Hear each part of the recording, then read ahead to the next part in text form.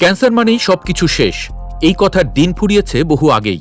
কিন্তু এবার ক্যান্সারের ওষুধে এমন এক সংযোজনের কথা জানালেন বিজ্ঞানীরা, যাকে মাথা ও ঘাড় সংক্রান্ত ক্যান্সারের চিকিৎসায় 2 দশকের সবচেয়ে বড় ব্রেকথ্রু বলে মনে করছেন গবেষকরা। ব্রিটিশ দৈনিক গার্ডিয়ান জানিয়েছে, পেমব্রোলিজুম্যাব নামের নতুন ইমিউনোথেরাপি কিছু রোগীর ক্ষেত্রে 5 বছর পর্যন্ত ক্যান্সার নিয়ন্ত্রণে রাখতে পেরেছে। অথচ প্রচলিত চিকিৎসা পদ্ধতিতে সর্বোচ্চ 2.5 বছর পর্যন্ত নিয়ন্ত্রণে রাখা গেছে মারাত্মক এই ব্যাধিটি। একই কথার প্রমাণ মিলল যুক্তরাষ্ট্রের আরও এক ক্যান্সার আক্রান্ত নারীর কথায়। 2019 সালে স্টেজ 4 জিভের ক্যান্সারে আক্রান্ত হন লরা মার্স্টন নামের 45 বছর বয়সী ওই নারী।